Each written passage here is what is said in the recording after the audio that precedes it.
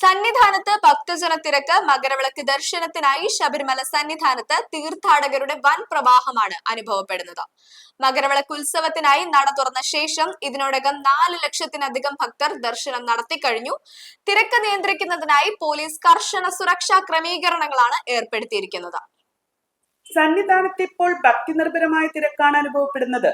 ജനുവരി 14 നടക്കുന്ന മകരവിളക്കിന് മുന്നോടിയായി ഇതര സംസ്ഥാനങ്ങളിൽ നിന്നടക്കമുള്ള അയ്യപ്പ ഭക്തരുടെ ഒഴുക്ക് വർദ്ധിച്ചിരിക്കുകയാണ്. കഴിഞ്ഞ 3-4 ദിവസങ്ങളായി ശരാശരി 90,000-ന് മുകളിൽ തീർത്ഥാടകരാണ് ദർശനത്തിനെത്തുന്നത്. തിരക്ക് നിയന്ത്രിക്കുന്നതിനായി പമ്പയിൽ നിന്നും മരക്കൂട്ടം വഴിയുള്ള യാത്രയ്ക്ക് പോലീസ് കർശന നിയന്ത്രണം ഏർപ്പെടുത്തിയിട്ടുണ്ട്. മരക്കൂട്ടത്തെ ക്യൂ കോംപ്ലക്സുകൾ ഭക്തരെ കൊണ്ട് നിറഞ്ഞു കവിഞ്ഞ നിലയിലാണ്. 18-ാം പടി കയറുന്നതിനായി ഏകദേശം 10 മുതൽ 12 മണിക്കൂർ വരെ ഭക്തർക്ക് വരി നിൽക്കേണ്ടി വരുന്നുണ്ട്.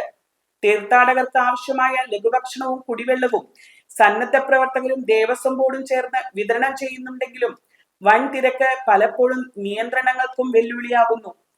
മകരവിളക്ക് ദിനത്തിൽ മകരജ്യോതി കാണാൻ കഴിയുന്ന പോയിന്റുകളിൽ ഭക്തർ മുൻകൂട്ടി തമ്പടിക്കുന്നത് ഒഴിവാക്കാൻ ഇത്തവണയും കർശന നിർദ്ദേശം നൽകിയിട്ടുണ്ട്.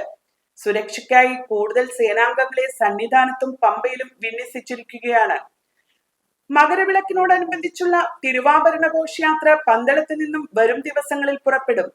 മകരസംക്രാന്തി ദിവസം വൈകുന്നേരം അയ്യപ്പ വിഗ്രഹത്തിൽ തിരുവാഭരണം ചാർത്തിയുള്ള ദീപാരാധനയോടെയാണ് ഈ തീർത്ഥാടന കാലത്തിന് സമാപ്തിയാകുക. News desk ഗ്ലോബോൺ.